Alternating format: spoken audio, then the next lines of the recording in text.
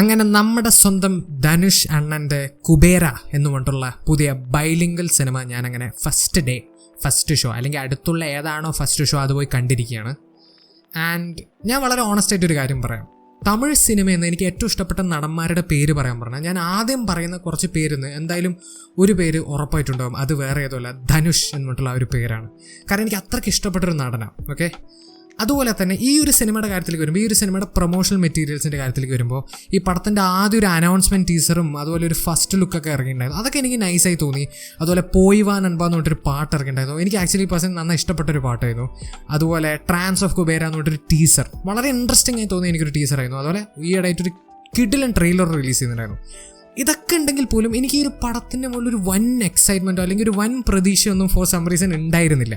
അഥവാ ധനുഷിൻ്റെ സിനിമയുണ്ട് ഒരു നല്ല സിനിമയായിരിക്കും എന്നുള്ളൊരു മിനിമം എക്സ്പെക്ടേഷനോടെ തന്നെ ഞാൻ പോയത്. But I was not like very excited for this movie. ആ ഒരു പ്രതീക്ഷ വെച്ചിട്ട് പോയ ഒരാളിൻ്റെ പെർസ്പെക്റ്റീവ് എന്നാണ് ഈ ഒരു ഒപ്പീനിയൻ വരുന്നത് എന്നുള്ള കാര്യം പറഞ്ഞുകൊണ്ട് സിനിമ എങ്ങനെയുണ്ടെന്ന് ചോദിച്ചാൽ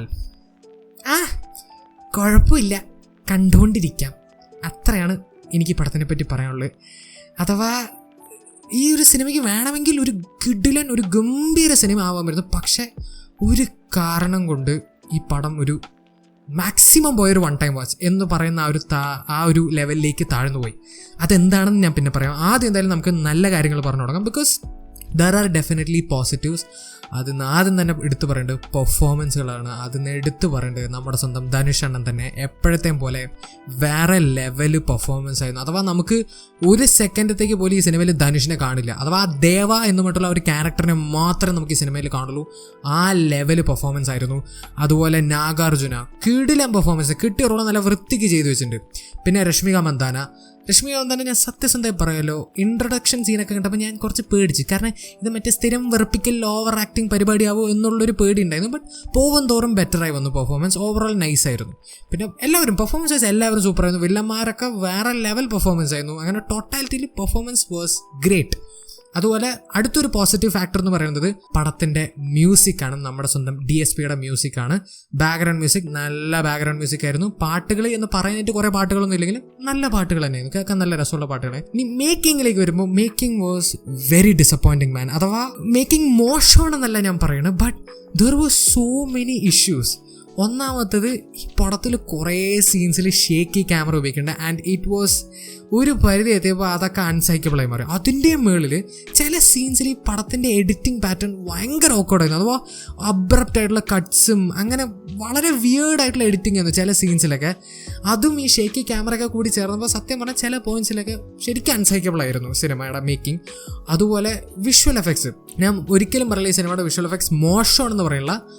it was actually nice at some points. പക്ഷെ ചിലതൊക്കെ ശരിക്കും ഡിസ്ട്രാക്റ്റിംഗ് ആയിരുന്നു. എസ്പെഷ്യലി ഈ പടത്തിലൊരു ബേബീനെയൊക്കെ ഒരു CGI വെച്ച് കാണിക്കാൻ ശ്രമിക്കുന്നുണ്ട്. അതൊക്കെ എൻ്റെ പൊന്നോ ഭയങ്കര ഡിസ്ട്രാക്റ്റിംഗ് ആയിരുന്നു. ഒട്ടും അങ്ങോട്ട് സെറ്റായില്ല. അതെന്തിനാ CGI വെച്ച് ചെയ്തതെന്നുള്ളൊരു ചോദ്യം അവിടെ ഉണ്ട്. But it did not work at all. അതുപോലെ ഈ പടത്തിൽ കുറേ സിറ്റി ഷോട്ട്സ് ഇങ്ങനെ കാണിക്കുന്നുണ്ട് കേട്ടോ. അതിൽ ലൈക്ക് മെജോറിറ്റി സിറ്റി ഷോട്ട്സും, ഇനി ഇതിൻ്റെ തിയേറ്ററിൻ്റെ പ്രൊജക്ഷൻ്റെ പ്രശ്നമാണെന്ന് അറിയില്ല, ലിറ്ററലി ലോ ക്വാളിറ്റി ആയിരുന്നു. ചില ഷോട്ട്സൊക്കെ ലിറ്ററലി 144p പോലെ ഉണ്ടായിരുന്നു. അതെന്താണ് നടക്കേണ്ടതെന്ന് എനിക്കറിയില്ല. It was very distracting.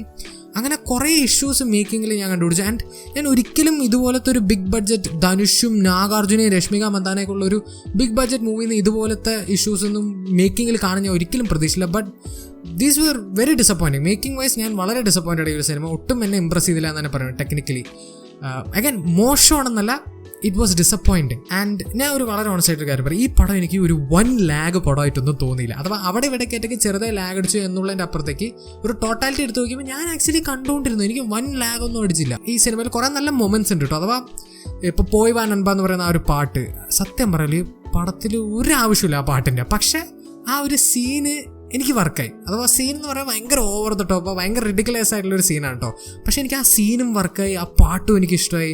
അതുപോലെ ആ ധനുഷിൻ്റെ ഡാൻസും വേറെ ലെവലായിരുന്നു. അങ്ങനെ മൊത്തത്തിൽ ആക്ച്വലി ഞാൻ പേഴ്സണലി ആ ഒരു സീൻ എൻജോയ് ചെയ്തു കേട്ടോ, സത്യസന്ധമായി പറയണമെങ്കിൽ. അതുപോലെ സെക്കൻഡ് ഹാഫിൽ ധനുഷിൻ്റെ ഒരു ഫോൺ കോൾ സീനുണ്ട്. അഥവാ കുറേ ഫോൺ കോൾ സീൻസ് ഉണ്ട് കേട്ടോ. പക്ഷേ ഒരു പെർട്ടിക്കുലർ സീനുണ്ട് സെക്കൻഡ് ഹാഫിൽ, അത് തിയേറ്ററിൽ നല്ലൊരു ഓളം സൃഷ്ടിച്ചു, നല്ലൊരു ഇമ്പാക്റ്റ് ക്രിയേറ്റ് ചെയ്ത സീനായിരുന്നു. അങ്ങനെ കുറേ നല്ല സീനുകൾ ഈ പടത്തിലുണ്ട്. അഥവാ അൾട്ടിമേറ്റ് റൊമാൻറ്റിഫിക്കേഷൻ എന്നൊന്നുമല്ല, പക്ഷെ അത് നൈസായിരുന്നു എന്ന് നമ്മളെ കൊണ്ട് പറയിപ്പിക്കുന്ന രീതിയിൽ കുറേ നല്ല മൊമെൻറ്റ്സ് ഈ പടത്തിൽ ഉണ്ടായിരുന്നു സത്യം പറഞ്ഞാൽ. ഇതൊക്കെ പറയുമ്പോൾ പോലും ഈ പടത്തിൻ്റെ ഒരു മെയിൻ വില്ലൻ അല്ലെങ്കിൽ ഈ പടത്തിനെ കിടിലൻ നിന്ന് നേരെ ഒരു മാക്സിമം പോയ വൺ ടൈം വാച്ചിലേക്ക് താഴ്ത്തിയ ആ ഒരു ആസ്പെക്റ്റ് എന്താണെന്ന് ചോദിച്ചാൽ ഈ പടത്തിൻ്റെ ഡ്യൂറേഷൻ. എൻ്റെ പൊന്നോ, 2 മണിക്കൂർ. ഞാൻ സത്യം പറയാലോ, 2 മണിക്കൂർ മാക്സിമം പോയ 2.25 മണിക്കൂറിൽ തീർക്കേണ്ട ഈ സിനിമേനെ അവർ 3 മണിക്കൂർ 2 മിനിറ്റ് വലിച്ചു നിർത്തി. അഥവാ അത്രയേ ഉള്ളൂ ഈ പടത്തിൽ. 2 മണിക്കൂറിൻ്റെ സിനിമയ്ക്കുള്ള കണ്ടന്റ് ഈ സിനിമയിലുള്ളൂ. ബട്ട് അതിനെ പിടിച്ച് 3 മണിക്കൂർ വലിച്ചു കിട്ടി. അത് നിങ്ങൾക്ക് തന്നെ അറിയായിരിക്കും അതെങ്ങനെ ഉണ്ടാവുമെന്ന്. ഈവൻ തോ എനിക്ക് അത്രയ്ക്ക് ലാഗ് അടിച്ചില്ലെങ്കിൽ ഒരു ഭാഗത്ത് ഞാൻ തന്നെ ചിന്തിക്കാൻ തുടങ്ങി, ഇതൊരു 15 മിനിറ്റ് മുന്നേ തീരേണ്ട സിനിമയല്ലേ എന്നുള്ളൊരു ചിന്ത എൻ്റെ തലയിൽ വന്നു. പിന്നെ അവസാനത്തേക്കൊക്കെ എത്തിയപ്പോൾ the movie just became a mess. അഥവാ അവർക്ക് തന്നെ ഈ പടം എങ്ങനെ തീർക്കണം എന്ന് അറിയാണ്ട് എന്തൊക്കെയോ കാട്ടിക്കൂട്ടി അവസാനം തീർത്ത പോലെ ഉണ്ടായിരുന്നു സത്യം പറഞ്ഞാൽ. അതുകൊണ്ട് ആ ഒരു ക്ലൈമാക്സ് ഒന്നും അത്രയ്ക്ക് സാറ്റിസ്ഫൈങ് ആയിരുന്നില്ല സത്യം പറഞ്ഞാൽ. അല്ലെങ്കിൽ ആ ഒരു ക്രിയേറ്റ് ചെയ്യേണ്ട ഒരു ഇമ്പാക്റ്റ് ക്രിയേറ്റ് ചെയ്തില്ല. അങ്ങനെ മൊത്തത്തിൽ ഡ്യൂറേഷൻ കാരണം താഴ്ന്നു പോയ ഒരു സിനിമയാണ്. അഗൈൻ ഇതൊരു മോശം സിനിമയാണെന്ന് ഞാൻ ഒരിക്കലും പറയുന്നില്ല, but it's also not a great movie. It's again കണ്ടുകൊണ്ടിരിക്കാം, മാക്സിമം പോയ ഒരു വൺ ടൈം വാച്ച്. എനിക്ക് അത്രേ ഈ സിനിമയെ പറ്റി ഫീൽ ചെയ്തുള്ളൂ. ആൻഡ് ഈവൻ തോ ഞാൻ വൻ പ്രതീക്ഷയോടല്ല പോയത്, I am still disappointed at this movie. I am still not satisfied to be honest. എന്തൊക്കെയാണെങ്കിലും അതാണ് എൻ്റെ ഒപ്പീനിയൻ ഓൺ കുബേര.